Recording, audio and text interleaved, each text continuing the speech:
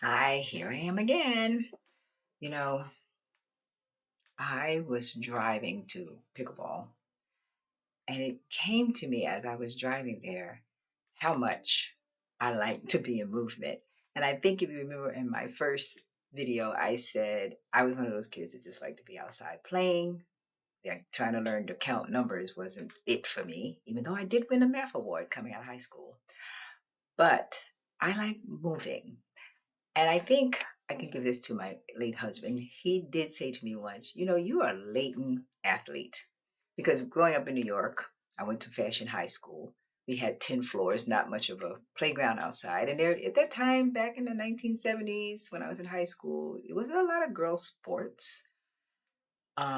So I was never involved in like a team sport. Other than going outside riding my bike with my friends, I was always I and as a kid, I remember watching the Red Skelton show, and I used to always want to be one of the dancers on that show. I always wanted to dance. But at the time, my mother really couldn't afford dance lessons. And then around the age of 9, again, this is when I wanted to be outside playing. My mother was a working mom, single mother, and we had to stay in the house. We were latchkey kids, me and my brother. And my brother was fine, doing his homework and sitting watching TV, and I would eat jelly sandwiches and whatever was there. And then my mother would cook dinner. And around 9 years old, my mother was like, "Why is she gaining weight?" She said one time, she said, "Is the child pregnant?" And then she said, "No, she's just eating." And then I used to hear from 9 on how she was not going to the chubby shop. She was not going to be embarrassed there. That I needed to stop. I need to lose weight. And at that age also, 9, 10, 11, 12, you start to develop. So if you notice around that age, you're a little fuller anyway. And I just was like drilled in me about my weight. So when I got older, even to that day, I have this image of myself of being heavy. And which is sometimes crazy because sometimes I look at a picture and I go, "You're not heavy." Sometimes I would even be a little thinner than I needed to be. And so I was always still somewhat doing stuff like I would run some in New York. And when I moved here, um, my husband and I got into biking. We would do like 100-mile bike rides. Um, I was in a women's gym, a women's bodybuilding gym. I even did bodybuilding competitions. And then when I was younger, like in my 20s, and we would go to the clubs, it was great because we would go to like the Paradise Garage and I would be there and you could dance all night long and I could pretend I was that dancer that I wanted to be. And I just realized like the other day how stifled I guess I was not being able to move. Told like, that you were heavy and my mother used to call me her little football player, and these images of myself wasn't a good image, so I'm always concerned about my weight and being able to stay a certain size, and it can put a lot on you. And I remember one time even a cousin had a picture of me, and I think I was like 10 in this picture, and I was like, "This is me?" And he was like, "Yeah." I said, "I wasn't heavy. I don't know where my mother was getting that, but she was always very thin, and she just in her mind this was a way of stopping me."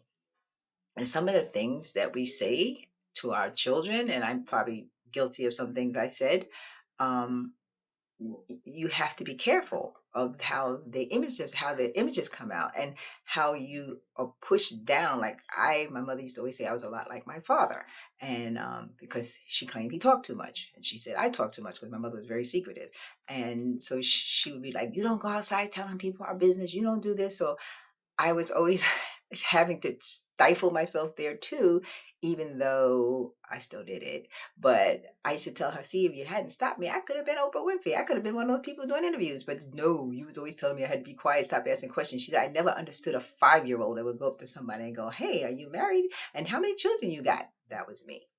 But I going into myself more, learning that I do like movement and how it helps me to be able to move. I mean, I go to the gym still. I do go out and walk 4 or 5 4 or 5 days a week, 5 or 6 miles when I go. I still go play pickleball with my friends. I know everybody's playing pickleball these days, but it is just good to get out of yourself and be able to focus on just your physical part of your body. It helps you think. I did another thing I said I learned from my husband was when you're upset about something or you can't get clarity on something, go and exercise because it like almost like a tunnel vision. Like you start to really get to the point of why are you upset or what is it that you're trying to come up with.